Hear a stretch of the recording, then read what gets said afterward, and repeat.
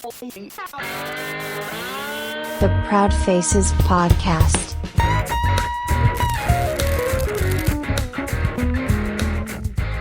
Okay, now we're live. Olaf, welcome to the show. It's pretty random. I hope you like random things. I usually invite my guests pretty randomly. It's like I go by feeling. I'm not sure if you had a glance at my previous podcasts, but yeah, it's pretty random. Welcome to the show. Yeah, it's my pleasure, man. Thank you for inviting me. All right. So I guess we'll go into introductions, right? But I will have, I don't really prepare for the podcast. I just basically have my walk in the nature before the show. And I kind of, channel quite a few questions, like open questions. And the first question, since this is pretty random, you probably don't have any, but what are your actually expectations from the podcast today?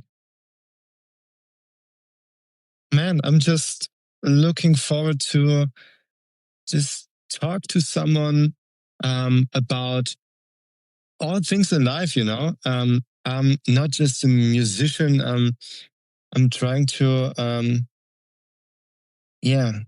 get my hands on all kinds of stuff and to talk about as much as possible about all of the important things of life and especially about music. And I'm just looking forward to, have a cool conversation. I think that's it. Well, we're already having one, so it's actually really, really good answer. We shouldn't really have expectations, because that's how, shows and people and projects get really authentic, with music, with creativity, because when you being real, being yourself, you got a pretty good collection of instruments behind you. It's really good, authentic, not like mine, a virtual one. So I have another opening question before you start introducing. So since the show is called The Proud Faces, so what are you proud about the most right now? It's funny because I just talked to it with a friend today, because I'm currently working on my next album. And it's actually the album I wrote when I was like 14, 15, 16. So it's an old one.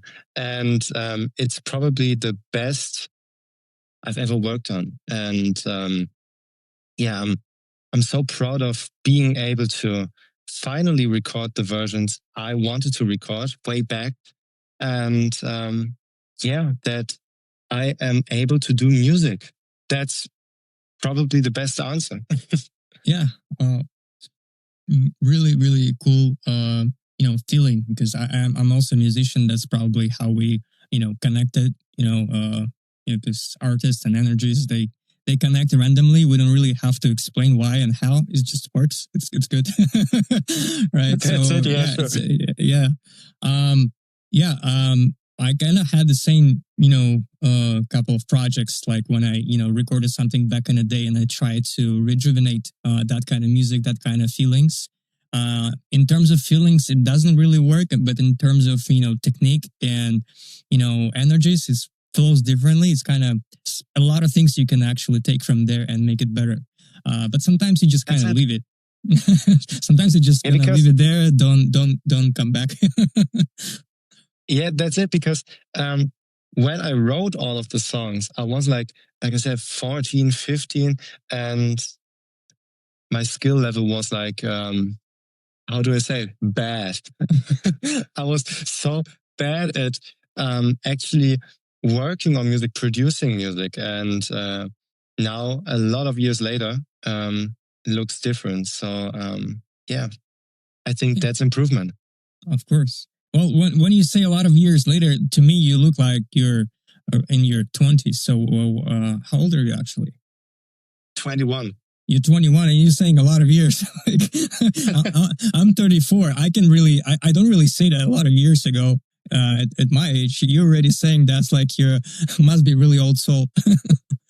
Yeah, sure. I mean, it's funny to say, but I mean, being 14 is a while ago for me, because it changed. Everything changed. I moved out when I was 17, so I had to be a grown up adult at a really young age. So I think I have a different kind of perspective on life or time, you know? Of course, I So yeah, totally it's resonate. wild. Totally resonate. It's like I'm talking to myself when I was back in 21 years old. Because yeah, I I can we can go back on that because I'm going back to the question like so you are 21 so far. What is your philosophy on life? It's not an easy question, but probably you have an answer. There's no need to finding a perfect one. So what is your philosophy on life at this point? I think I could pull off like a few cheesy ones, but I think the most important thing I always say to myself is I always stay the same, because it's actually a really good song from a friend of mine, but it's it nails the whole philosophy because back then in school, everyone dreamt about crazy stuff like I'm going to be like a rock star or I don't know. I don't know, an actor or whatever. Right. And nowadays, all of my friends from way back then have like not fulfilled their dreams. They're living a weird life. They're complaining all the time. They hate everything they do. Most of them, not everyone, but most of them. And I'm not one of them. I kind of live my dream. I'm happy with how things are going, and I try to improve life quality, you know. And I don't want to be one of those that complain all day long and I don't know, go to bed and repeat everything. You know, it's so Yeah. I don't get it. So yeah, I always Yeah. stay the same, I guess. A lot of frustrating souls can be along, with our road of life. It's totally fine. And as long as we understand, we should be understanding of that because everyone is in their own process, of, being, right now they are kind of complaining. Maybe tomorrow, they will be changing their life. It's everyone's journey is different. So your journey, as far as I can already see, since you're 21 and talking like this already, you already have experience, and if you keep going, you're gonna have more and more insights, which is amazing. Mhm. Which is amazing. So yeah. So you told me you're proud about making music, but what are you excited about right now at this moment? Maybe you have a new release, maybe you have new projects coming soon, or maybe there's something far away that you already set your goal for like 5 years ahead. Oh man, yeah. I'm really excited for the next album. It's called Better Place. I have a tattoo on my forearm Nice. that says Better Place because that's my best album I will probably ever release. And I hope I can say the same, I can say and feel the same in like 40 years because this album means so much to me. Um, it's basically, um, it represents my whole youth, my childhood, and everything I had to go through. And it's the most emotional work I've ever done and I've ever worked on. And yeah, I'm really looking forward to releasing this one. And I have a lot of music scheduled for the rest of the year. And yeah, I'm just excited for every release because there's a new single coming in October, Yeah. and there's a live EP in like 1 week, 29th, and there's a lot of new music coming and a lot of good new music coming because I yeah, I don't know. I just closed the chapter in the book of music with the last project, Antagonistic Society, Volume 1, because Mhm. I always rushed my music. I always thought like I don't have enough time and I'm getting old and I have to work more and bullshit, you know? And I want to Yeah. take time to make music, to actually um, make better music all the time to improve the skill, even though I think my skill is kind of good right now, but I still want to improve. And I think I never wanted to see that there is still stuff that I can improve on, Right. you know. So Yeah, Yeah. I can totally resonate. You said like good music is coming. I mean, I don't think there is even a bad music. Like if you're creating music, if you're a musician, right? Which we can talk about that. What's actually being a musician? But there is just music. It's not for someone, you know. But for you, if it's your work, if it's your creativity, it cannot be bad. It's just you have to release. It's going yeah, through definitely. emotions, and it's always a good product. And in this um, time we live in, we kind of have to be posters, you know, not the perfectionists. So we have to make shitty music, what we think is shitty, release it, and for someone it's actually great music, great stuff, you know. But of course we have to work on the techniques and on stuff. But over time, like I think quantity over quality always wins. But it's also controversial because you probably heard of the greatest artist who painted the Mona Lisa, Leonardo da Vinci, right? He also painted such work as Madonna on the Rocks. So Madonna on the Rocks, he was procrastinating, so he wasn't painting. He wasn't doing the work. It was confirmed that he was procrastinating for 20 years.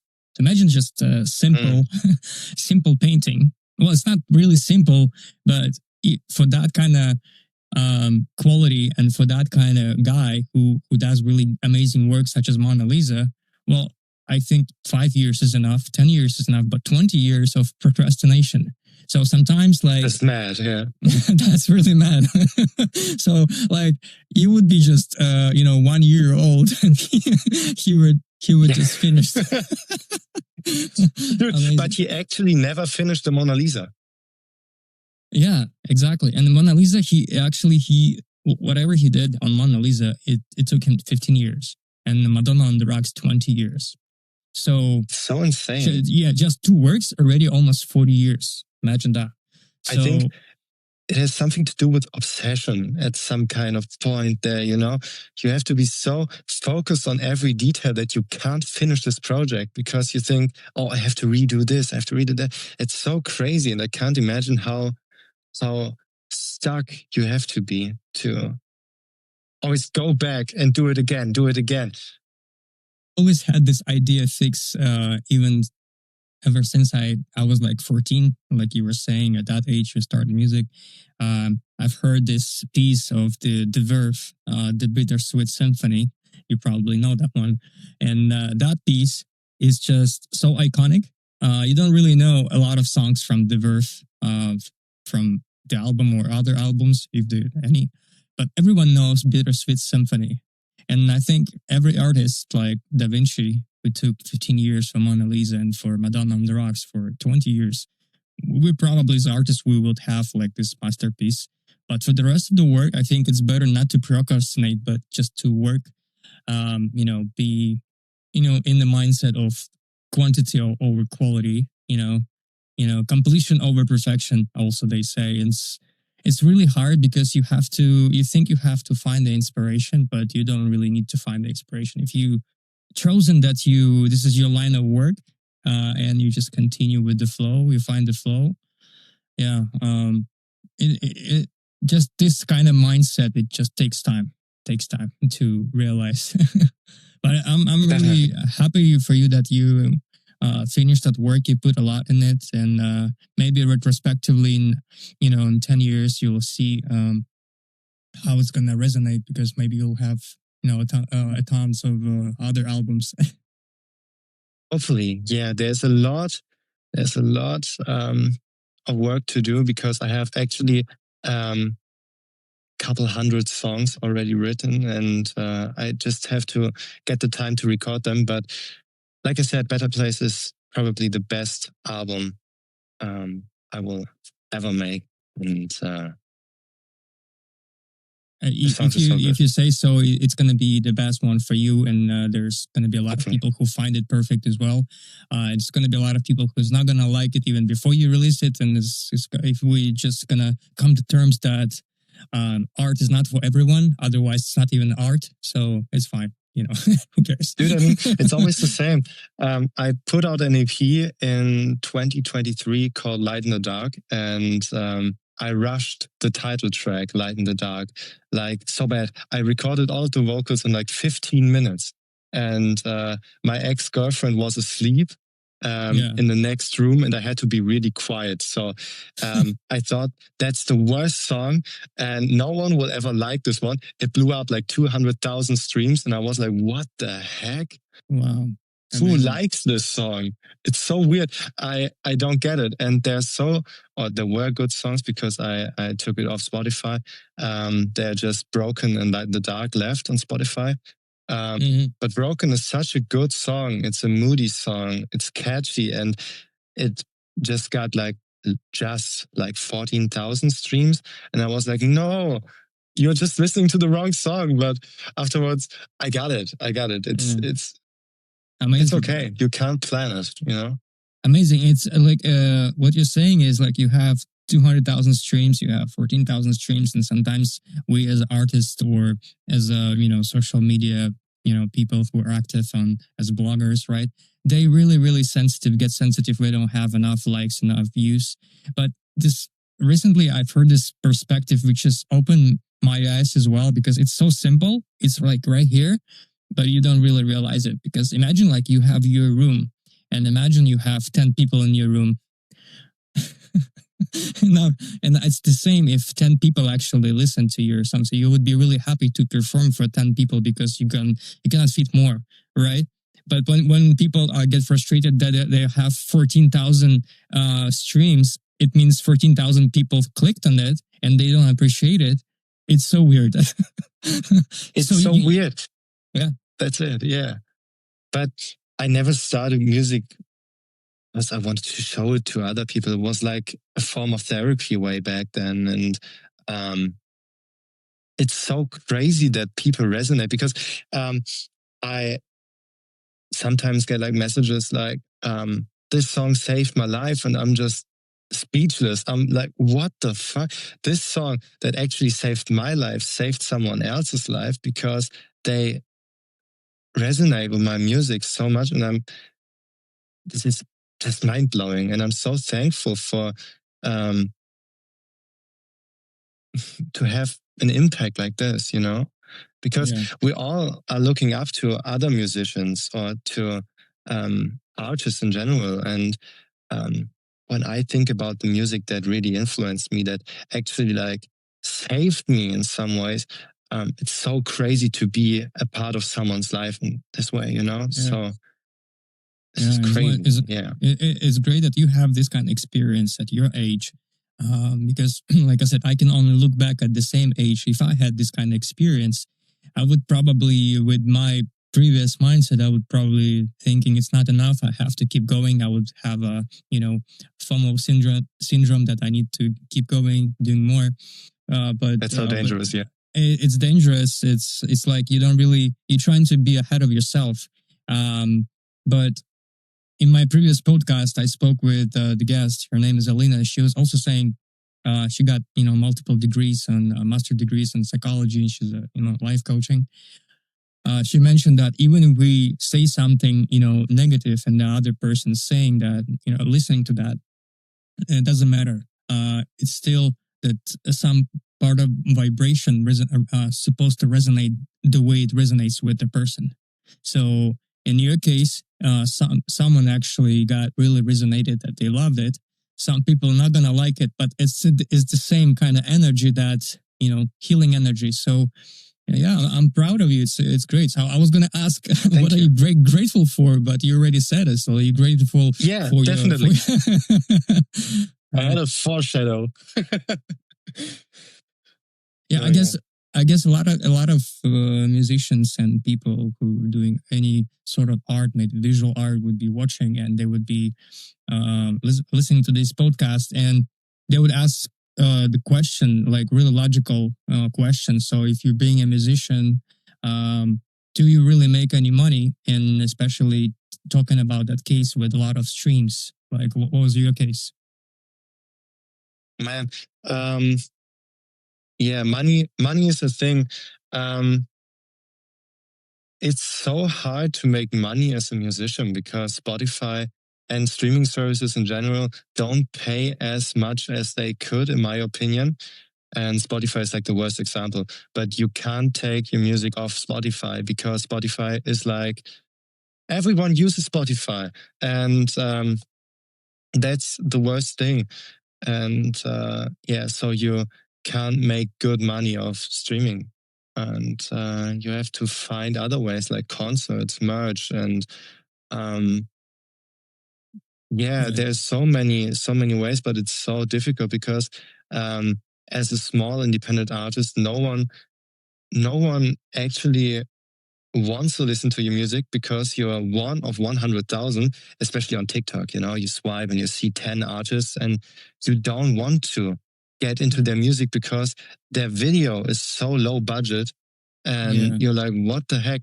And I don't know. I'm not like all of the people that like swipe and are like, oh no, I don't want to check it out, because I actually find good music on TikTok. Small artists, and I reach out to them and I'm like, hey, yo, I want to collaborate because your music is cool, your vibe is cool. And but it's so difficult to get like 2,000 people that listen to your music, because they're like, okay, yeah, nice song, but I don't care. Do you believe in technical ability of the platform where you upload the music, or you believe like someone will find your work no matter what? It's difficult. Short form content is weird. It's so weird because you have to, how to say it? You have to say something so interesting in like under 3 seconds that someone wants to stay the whole video.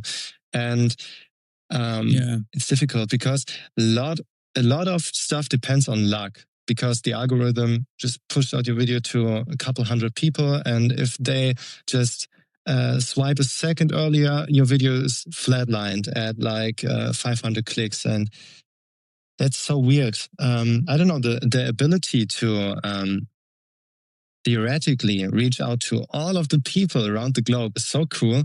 And I had a lot of cool encounters with it because, like I said, I reached out to a lot of cool artists, underground artists from all over the world. And that's cool, but it's so difficult because everyone can do it. And you're just one fish in the whole pond, Yeah. Messed up. Well, it's not really a pond. It's like a huge ocean of consciousness, And it's like the way I meant the question, like if someone needs to hear your work and they need to be touched by your work, and if we take algorithms, for example, on YouTube, you probably come across videos, where you can see like only 5 views, 10 views, but it's actually interesting. It's resonating with you. So I think at this point, it's not really about money, but for the art's sake, to me, this is what I believe into it. Because like if you put yourself out there, for example, this podcasting is like on 15 platforms, someone will listen to it somewhere at some point, because I don't believe you have to listen to it today. It's timeless. You would listen to it in 1 year, in 2 years, maybe. Podcast will get famous and somebody will listen to you and they will listen to your music, or maybe you will get famous and they will find your this podcast, and podcast will become famous. We don't know. We don't really know. Yeah, but it's possible. Yeah. It's not really 2 ways. It could be, billions and billions of others things that could be happening. Nice. So we really started off with opening question. Maybe you had like something that you outlined for yourself as an introduction. We can go back now after like 25 minutes of recording, because we have like really good connection. I like the how we so far the energy is flowing. It's easy, easy flow. Definitely, yeah. If you have something that we like. So far, we understand you make music, you're working on your new album, you already had a really, really good encounters of releasing the music, and you're excited to produce more.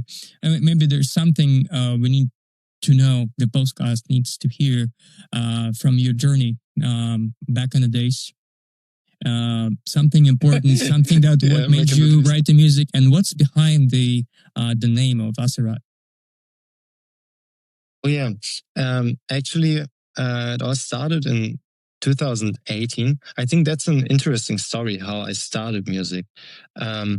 I always loved music, and one key memory is I don't know. I think it was my 5th birthday. My uncle gave me the Back in Black CD, AC/DC. It's a classic one, and I had it on repeat till my mom took it away from me. And she was like, "Oh no, I can't find it." And I was like, "No."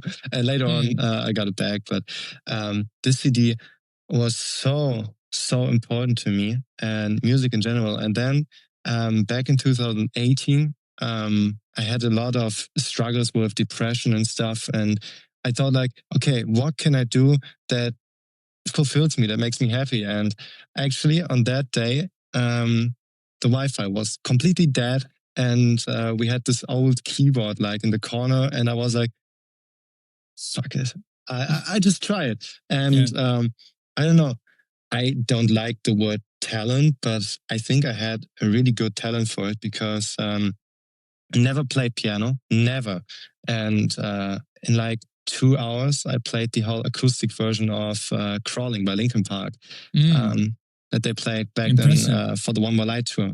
Yeah. And it was so cool. And I didn't know if it was good or not. And my mom's boyfriend at the time just came into the room and was like, "Dude, you never play piano." And I was like, "No."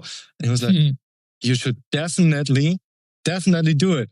And he gifted the keyboard to me. And since then I played all day and night. And I sometimes he played a really, really important role at that moment. So was it him? Like actually, he gave you that belief that you can do it? Yeah, he encouraged me, definitely. Right. Because no one else did in my family. They all think music is not a real job and it's not a career I should pursue. And it's so weird to talk to them about it because they don't get it. And I think it's weird to say they don't get it, but they actually don't get it. And so he believed in me and he said, "Okay, you can do it." And I was like, "Okay, I give it a try." And 7 years later, I played like 7 instruments and he kicked it all off. So yeah, he's probably the reason, part of the reason. It's so funny how, karmic parents and some friends and, a lot of relatives can say, "Oh, you cannot make money on music." At the same time, they watch TV, they listen to other artists who actually make money because famous artists. So at some point they have become artists, right? So it means they make money. So you cannot be really controversial and say to anyone that music is not possible. Like, and I never said I want to be famous. I just said I want to make music. And that's it. Fame comes with growing your crowd, I think. So it's not, I don't know, it's not my main reason why I make music to be famous. I think that would be a little bit stupid, but I just want to make music because it's my passion. It's when I go to bed, I think about music. When I wake up, I think about music. I sometimes dream about music, and all I want to do is play the guitar, play the piano all day long, and it's so it makes me happy to actually play an instrument, to work on music. Yeah. Amazing. Well, I can resonate, like you were saying, that if you're talented or not, there's no such thing as talent, right? It's just, I think there's such thing as gift, because talent, you have to work on that. You have to practice it, and everyone can say from outside that you're talented. But the gift, I think to me, there are like 2 types of musicians. Ones are that are gifted, and the ones are just practice, hell of a lot.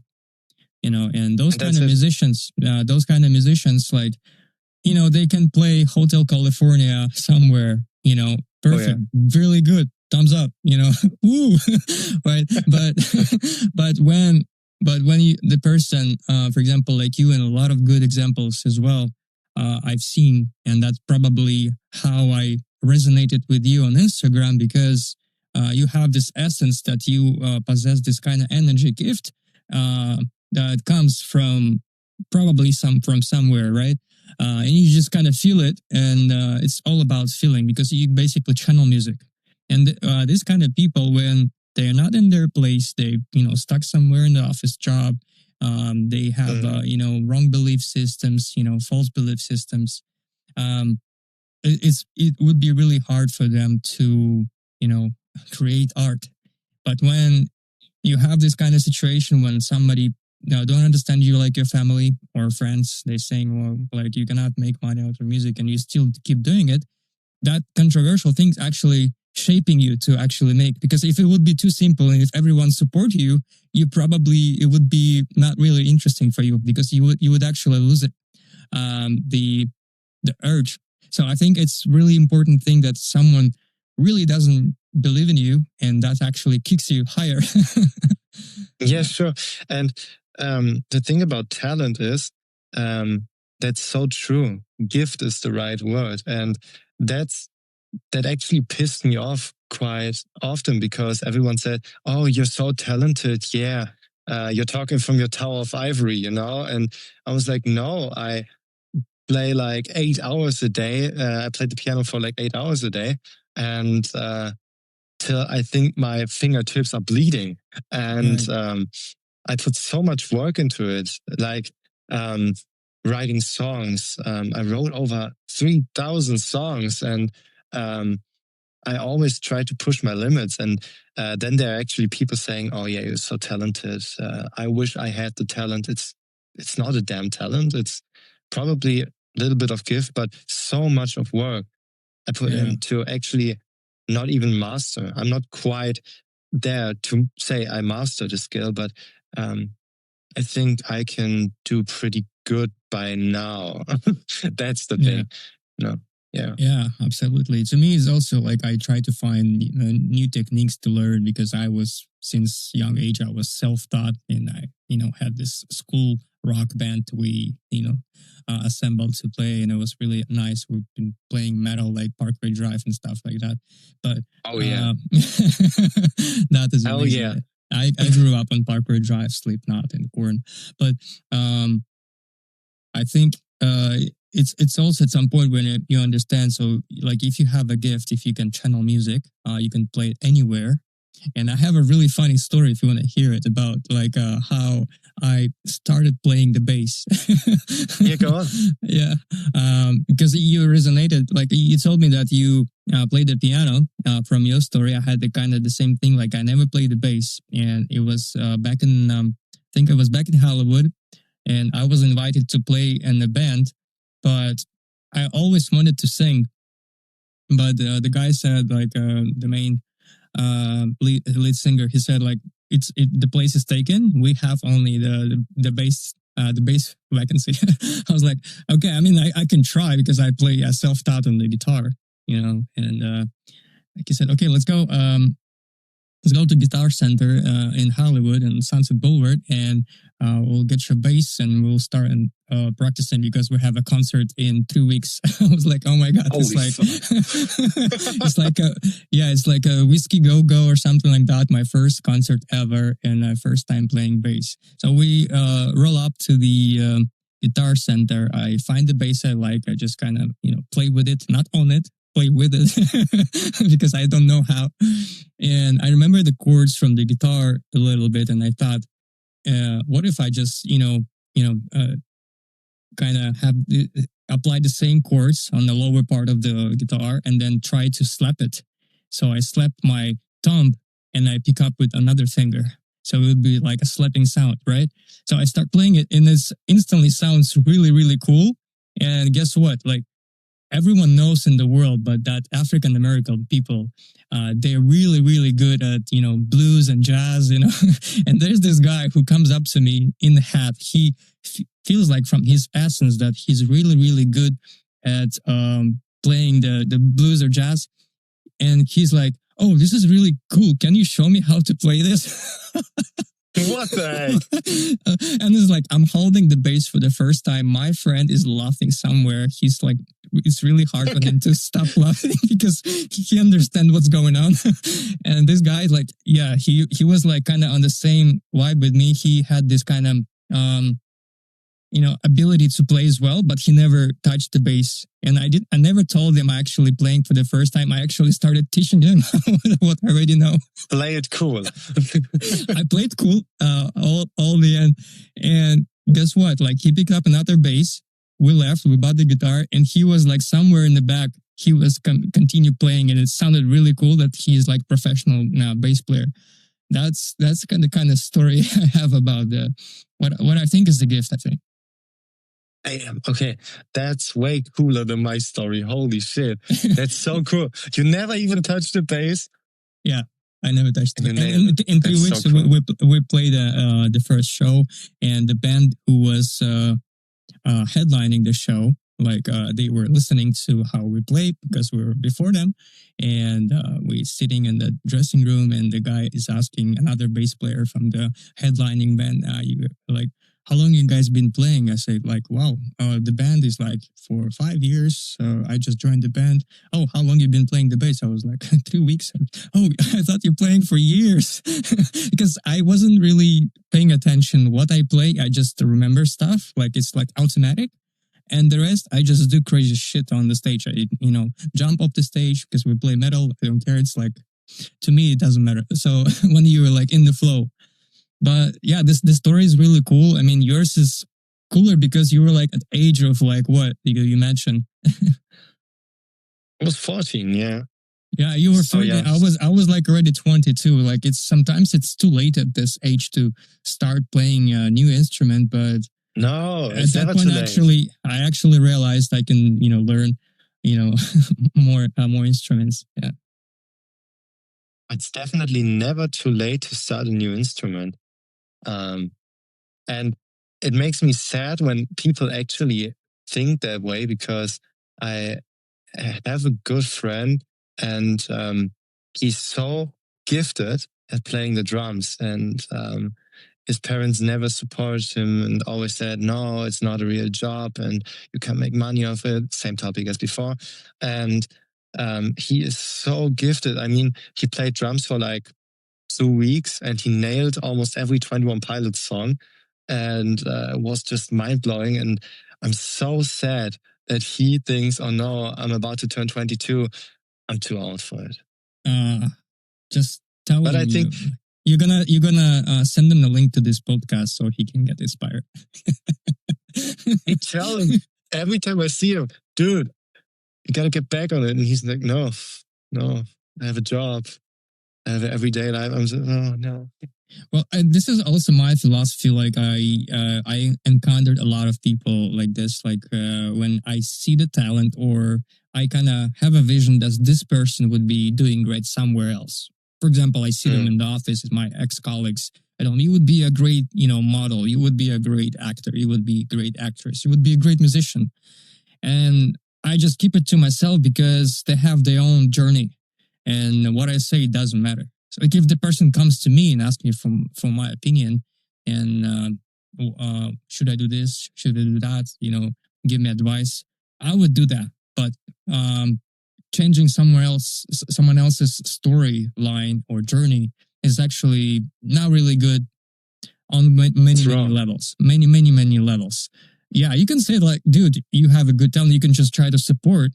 And if the person starts saying, like it's not what I want to do, even though you feel like he shouldn't, maybe at some point he will be back at this. And that's it. That's it. I support like all of my friends so unbelievably hard, If someone in my friend group wants to do something, I'm the first to say, yeah, fuck it, let's do it together. I help you. And I hate it when people try to stop me on my grind and say like, oh no, you probably should not. I mean, not my friends, but others. And my friends are so supportive, and I love to support them because it's so untoxic. It's so healthy, finally, because I think we all hate toxic people, right? And we needed them. We needed them, and then we at some point we become bulletproof, right? So now it is bullshit. Like it doesn't really matter. It's like a level below already. Like, and they can tell that you're not gonna make it or stuff like that. It doesn't matter because you already have different boundaries. You have a different version. You have your own projects. You don't really share until you actually release. You leave your own, you know, and then at this point you will get actually people who supporting you. And I have the same, you know, story recently. Like your friends are supporting you because I had a lot of people who would say, "Oh, you know, the podcast," especially some of the relatives, right? It's what's that podcast? It's not gonna be. It's not the thing. It's not important. It's not the job. It's not making money right away because it's even worse than making music because you're not gonna expect many, you know, monetization from the Spotify as well. But one of the guests told me that like when the person received the invitation and we spoke before the podcast, I received the message, "I'm so proud of you," and to me, that message was so important because it was not a decision that I'm gonna make, and it wouldn't be a different decision, but it was so easy. Just a few words. "I'm so proud of you," right? Yeah, it's you know, if you have this kind of people around, it makes you, you know, it makes you fly because it's like you get shaped on the controversial. Like some people don't support you, some people support you. You're somewhere in the middle, and you go forward. So. I totally get it. Yeah. And this is the kind of appreciation I think everyone needs at some point to go on and to feel accepted and to say, okay, I'm on the right way right now, and I'm doing everything good. It's all good. That's the most important thing. Yeah. Amazing. So, yeah. So we are. You told me that about the person who was your mom's boyfriend who encouraged you to play, right? So first, and then you continue playing. So what happened next after that? I mean, I know you're like 21. It's probably not that really much happened, but there maybe there's still something that is missing. But dude, it happened so much afterwards because oh gosh, where do I start? I started writing songs in like 2018, and I was so into it. And here's the problem. I always loved rap music, but my mom says it's the worst thing that happens because when you listen to rap, you're like criminal. You take drugs, and it's so evil. And I was like, what the heck? And I was not allowed to listen to rap at home. And yeah, I gave a fuck at a specific age, but yeah, I was not supposed to listen to rap at home. And yeah, that was so weird because as you may know, I'm so rap influenced. A lot of my music has like rap verses because it's a form of expression that I love and that I kind of grew up on. Artists like Eminem and 21 Pilots, for example. Sure. Yeah, and good examples. Yeah, definitely. And they shaped my youth. And yeah, no, but I wrote all of the songs back then, and I don't know. And I actually started working on the recording process in like 2021 when I got kicked out of home because I said, okay, all or nothing at all. Fuck it. I can do it. And I was in a death metal band called Fall of the Heathens back then. And cool name. it's so funny. Yeah, it's actually, we wanted to call the band Heathens, and that was shortly after 21 Pilots released the song Heathens, and we don't want it to be like, oh, we're trend hopping a name. So we said like maybe Fall it of would the have Year. This is been cool. great for the views or on the YouTube of your releases. Yeah, Actually, it's black marketing. Yeah, probably. Yeah, probably. But yeah, we started working on our first record called Heaven, and it was probably the funniest recording progress ever because um, we drank a lot of alcohol during that recording of process, course, can't do that and without it. we partied a lot. Yeah, and it was a fun time, but a really destructive time at the same. So, and we got signed during that process by a label, and um, yeah, it was so. Yeah, everything got complicated, and we went into different directions artistically, and um, we're all good friends, and we hang out a lot. But yeah, that's a huge part of my musical background because I played guitar in a death metal band for quite a long time, and I wrote really good songs in that period. But I'm so happy to focus on my solo career right now to actually go back to the roots of my musical journey, you know, to actually do what I always wanted to do, but I never had the time, or I always thought, no, I'm lagging of skill. And um, it's so good to see that I was afraid for no reason. Yeah. You should definitely, keep going because what I heard, what the first thing I felt when I heard your music on Instagram, it was a couple of demos and the song you already released. What I instantly felt that not you not don't really sound like, or you have a similar, capabilities like Ed Sheeran, but there's definitely a vibe that is that because if you really take the background, he was, he was trying to make it. He was really struggling, and he has a really good biography. And he was struggling, but at some point he made it, and that voice, that the essence like you have, became really famous. He didn't really change a thing. He just kept going. So this is what I felt like. This is kind of essence you have, and this is amazing. Like that you actually believe in yourself, and you have friends who encourage you. Is amazing. So in terms of Yeah, releasing music as a platforms like CD Baby and others and stuff, and technical side. So what do you use? What do you prefer in your work? I used to prefer Ditto Music because it's definitely so easy to use, but I switched to DistroKid. Yeah, because of cover licenses, because I put out a record last year that's not available anymore because it's not who I want to be. And that was a cover version of Something in the Way by Nirvana.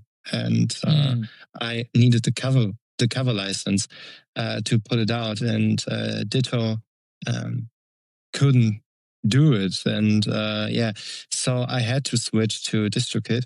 And it's easy to use. But the payout is weird. It's so weird. And yeah, but I would definitely say if you just start with music, just go to DistroKid at least, or Ditto Music, because for Ditto Music you don't need a credit card. And here in Germany, it's not that common that you have a credit card at a young age or the access to a credit card, because I asked my stepbrother, I asked my aunt back then, I asked like all of the people around me, hey, can I get your credit card? And no one wants to give you your credit card for a platform they don't understand. So yeah, for all the young people out there, just use Ditto Music. At this age we live in, it's not really about even the age because you see, I live in different part of the world, and until 2019 and 2022, we didn't really have in Russia, we didn't really have any sanctions. But with all this political stuff going on, you cannot even use the Visa or Mastercard anymore. So even for this studio we're using right now to record this podcast, I had to apply to a crypto card that I could What the heck? I could release from crypto exchange that is virtual and pay for this subscription. So you see, it's a lot of manipulations. I can give you a couple of hints if you need it in the future, but crypto really helps for a lot of work like this. If you work in the music, if you work in the design, you do have a lot of testing periods, or you want to pay for actual subscription.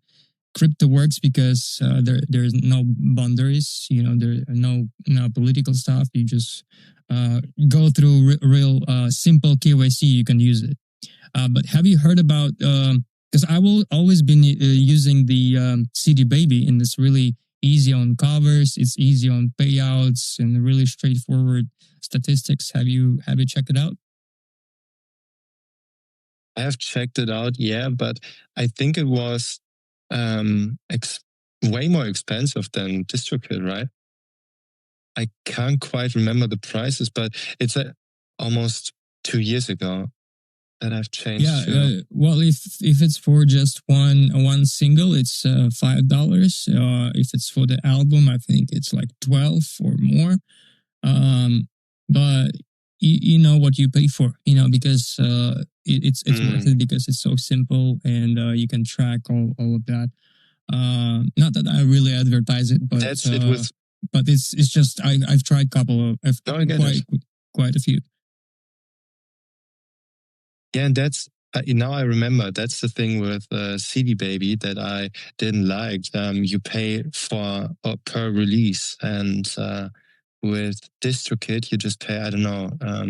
I manage like 5 different projects, so I pay like 90 euros a year. So it's quite cheap compared to other distributors, and I don't know. I don't like the idea of paying per release. I mean, think about it. You have an album coming and like 3 or 4 singles, so you pay $20 or euros or whatever just for the singles, and then separately for the release of the album. Well, it's like it depends on the artist, right? So since you have thousands and thousands of demos, like you can work on, you can release, you can extract a lot of material from that, right? And actually release it. Maybe you should find different platform with the subscription, because yearly or monthly, so you can don't have any limits. You can just upload anything. But on CD Baby, it's kind of better on the legal side, good on technical. There are a lot of debates and a lot of platforms, and yeah, I mean, it really depends on your goal. Like if you releasing already albums, you probably going through. Some people already have agencies, right? And they have their own ways of uploading a music. Yeah, to me, it's all about legal stuff because you want to be. Yeah, it's important that your work is not replicated. Yeah, that's true. Great. So, wow, the time really flies. We're almost like 1 hour in. Can you imagine? Damn. That? Okay. If we didn't have technical problems, we would be more. But you quite a date you actually chosen for the podcast. It's like new moon. If you open the weather application, it's like 0% today. It's 23rd of August. It's new moon.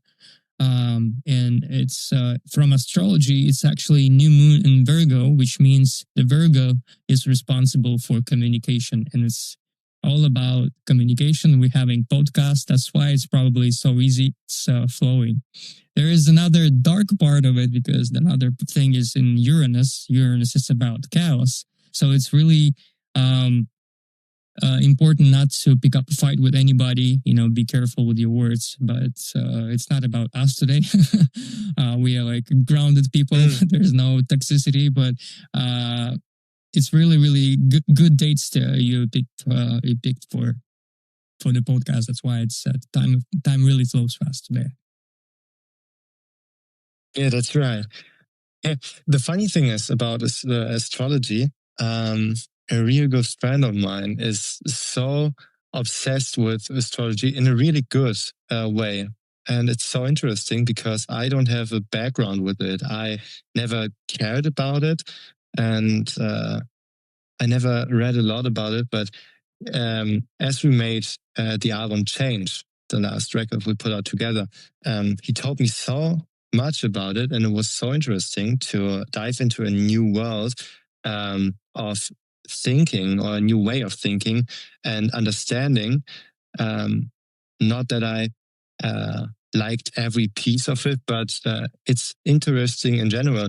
As I said in the beginning, I like to talk about all kinds of stuff to understand the whole big picture way better, Well, if you are, fascinated about it, at least in a small way from your friend as well, I would encourage you to, find time for numerology and astrology, because these things were kind of hidden from society, from humanity in the mid-centuries.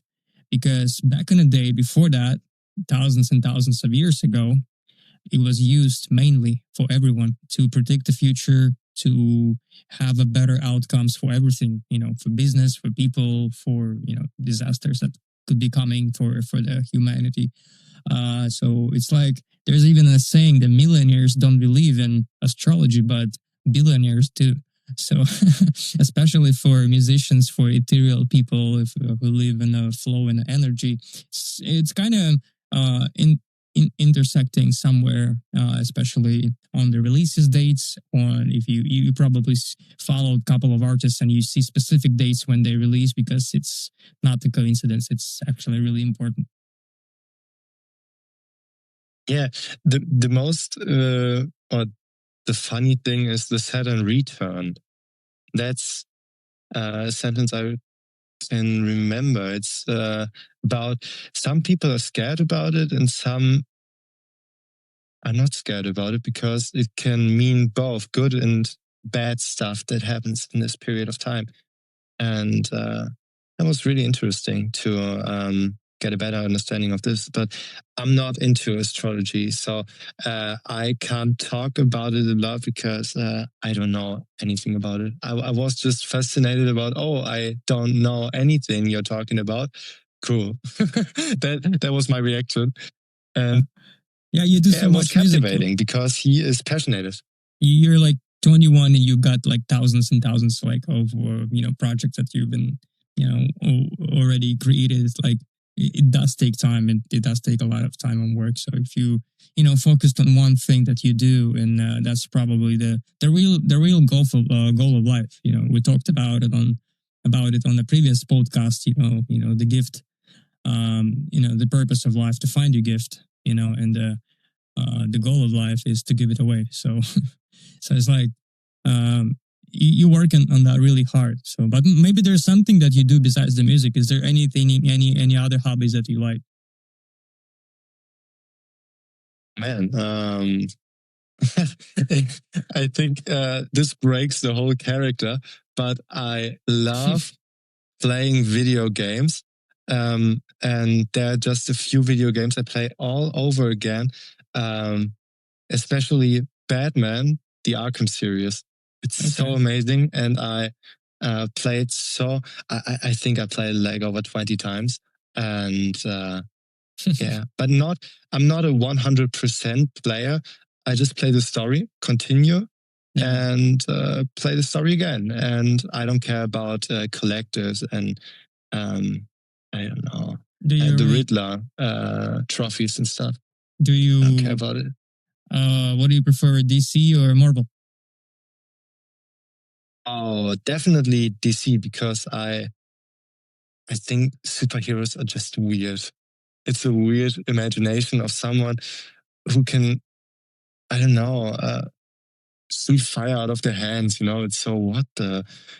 I love DC because it's kind of realistic at some. No, it's not realistic, but it makes more sense sometimes, and it's darker than Marvel because Marvel is super bright and not as mature as DC. Yeah. Yeah, I agree that I agree on that. Well, it doesn't really break the character because games are important on some level, as long as there's like a balance. Because if you, for example, if someone's working a lot, they're in business, this is the a way of release, a really good instrument to release and forget about things. In music as well, because you can go really mad like Da Vinci and procrastinate for 15 years your art. If you do only one thing, you have to actually give it a release. And there's quite a few ways of doing that, because to me it's a lot of different practices as well, like fitness and spiritual practices. But games, yeah, I used to play a lot. But these days, I kind of too busy. But if I had a PlayStation, I would probably play more, because I have a Mac. It doesn't really support a lot of games. But that's why I don't buy any PlayStation or Xbox, because I would really spend some time there. Totally understandable. Yeah, I get it. Cool.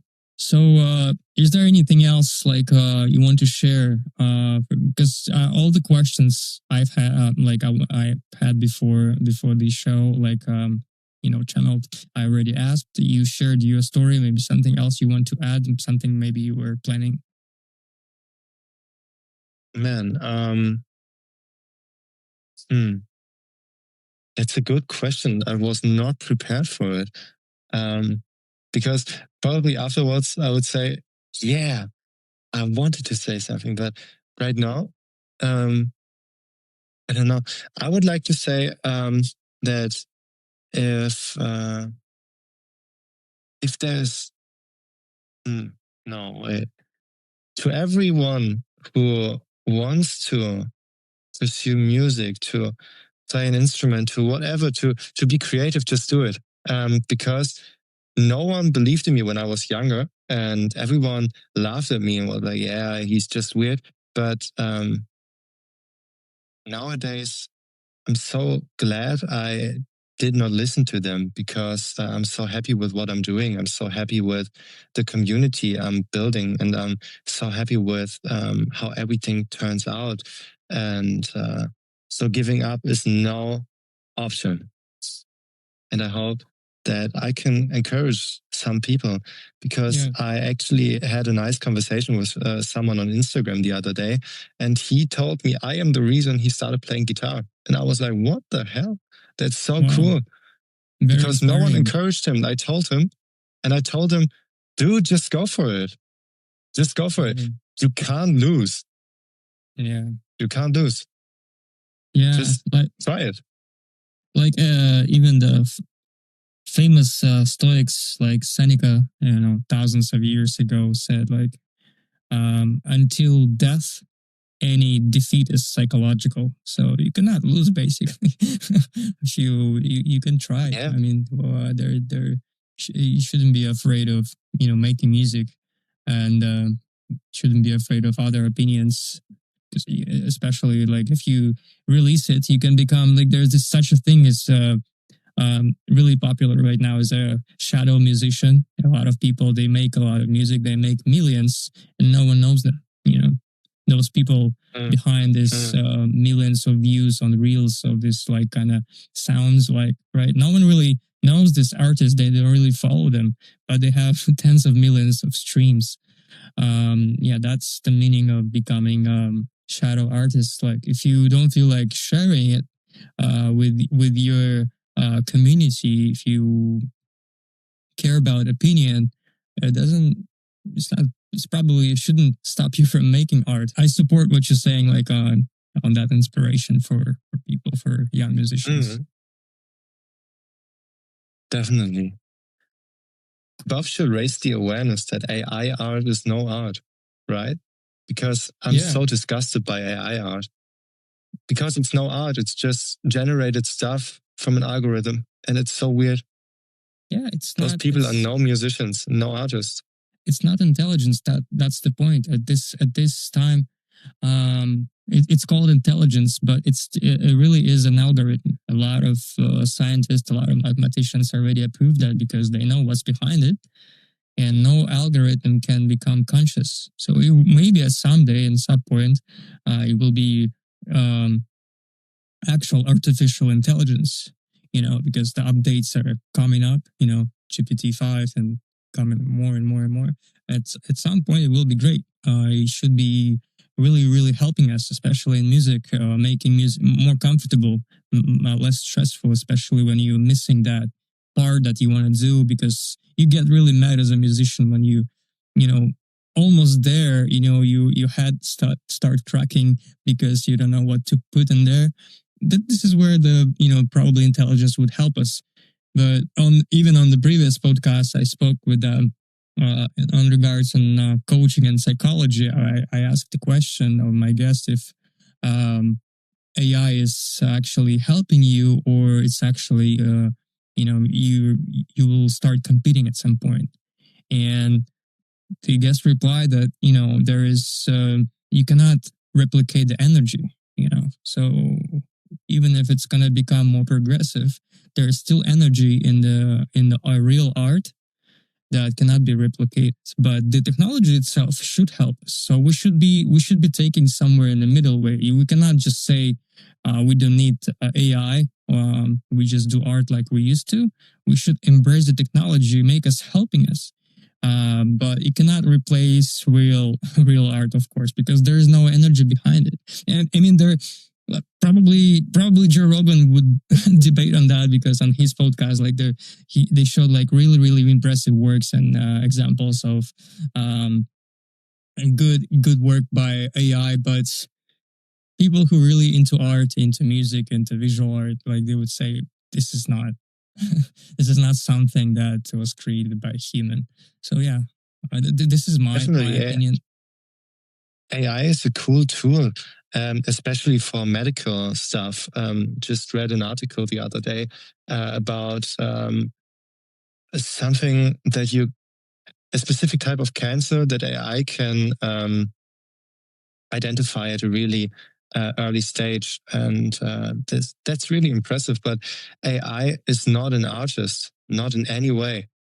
Because it can't feel what it says, and it rips off real music to create something unique, but it's not unique. It's just combined thousands of pieces from still or yet existing music to form something new. And AI is, I don't know, I don't like the idea of AI music, and I don't like that Spotify supports it, and that there are actually bands or artists on Spotify that gain like millions of streams, and it's just AI generated, because it just blows my mind that it's possible.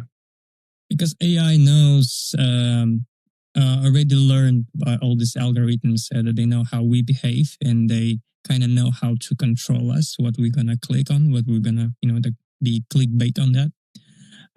That's how it worked. It worked just basically on the theory and this big data that collected by AI, and that's how it worked. But it sounds like we need AI to prevent AI from making AI music. So yeah, and I try to reach out to AI artists to get their point, because I honestly don't get it. I don't want to mock them or stuff. I try to actually understand why they are using AI for art, and all they say is, "Oh, I don't have the time to learn an instrument and to learn the skill of mixing and mastering and stuff." And I'm just like, that's not a good reason. You have to go through medical school to be a doctor. You can't just skip it. It's just weird, and I don't like it that you can call yourself an artist by not being an artist. It's so weird. It's just so weird. Yeah, it's like going back to that, my interpretation of two types of musicians, right? The ones who learn and the ones who are gifted, right? So the gifted, they would probably wouldn't even care if there's AI or not. They would just do their own thing. They wouldn't care if there is like a technology that would help them to make it faster. Yeah, why not? But the people who actually not gifted in a way that you know some artist maybe they would probably use it in a way to monetize it, to make a music. But you see, the world is so, to me, in my opinion, is so abundant that you could make billions of streams. I can make billions of streams, and then there's still gonna be billions and billions, infinity of numbers that people gonna like. And so there's no point of sending the energy that someone's making or using or not using AI. It's not gonna make sense, because your neighbor can be a billionaire. I can be a billionaire. The world is so abundant, and we don't have to limit ourselves that if one technology will make a track and it will actually affect you. There's no way. So let them do it. So it's actually okay. For me, it's not okay. For me, but I get the point. I definitely get the point. But it's just weird because, look, it takes half a year for me to make a record, and I do everything my own. I don't use other musicians. I play every instrument myself. I learned everything myself. And in my opinion, it's unfair that those people call themselves artists for telling an AI, oh yeah, dude, I want to sound like this and I want to have that in my song. And that's not creating music, in my opinion, because you can't replicate this music live because it's generated.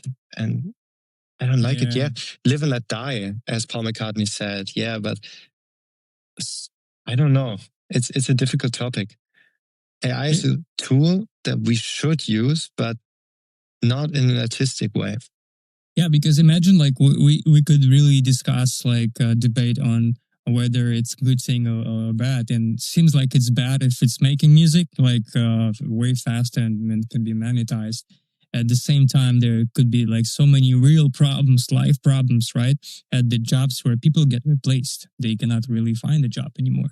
And it's like That's technology, too, yeah. The technology went so far so quick that there is no backup plan for other people, and musicians of course probably will be the last people they're gonna think about. So yeah, society is not prepared for what is going to happen with AI. Well, I think it's still not intelligence, and it's already proven, so I don't think we should be worried. It's just like we worry too much about it. But if everyone would focus on what they can and switch from what they've been doing before the AI and after, and try to see where you can implement to make it better without making it fake and without making it less authentic with AI, it might be a better place, and it will be a better place. It's just the transition. It's never easy, it's gonna take some time, but it should work for us. It will work for us because it's created by human. It's created by human. And on the other day on the podcast, I've heard that it was created with the intention of the plan of actually making things bad, of basically going to war as a AI. So basically every algorithm, there is no like happiness, there is no spirituality. It's actually created by essence of people who don't have this kind of side of love, freedom, and spirituality. So imagine like if AI was created by this kind of people, how beautiful it would work and how actually it would come out. But since it was created by people and companies who are actually supporting the control and stuff like that, and power, is gonna play out differently. So, but we can only see and just focus on what we're doing. Okay, Olaf, thank you so much for being a guest. Such an inspiring story. You really, really cool example for artists who trying to make a music and make a living, and such a cool inspiration even to me. Like you're 21 years old. If I was on, if I was 21 and having your story, I would be so amazed, because like you should realize that for me, because I'm saying from being 34 years old, and I played a lot of shows and I made a lot of music, and you have this spark, you have this gift. You just have to keep going. Don't worry about AI. It's not gonna it's not gonna affect you in any way, because you have this authenticity, you have this energy, you have this vibration, you have this all it takes, really. So yeah, amazing. Really grateful for your time, and hope to see you again, maybe after you release in the next season your work. Maybe you will have another story to share, and you'll be back at some point on the show. Yeah, man, it was my pleasure. And I'm so down to come back in like April next year when I drop the album. And yeah, to just talk again.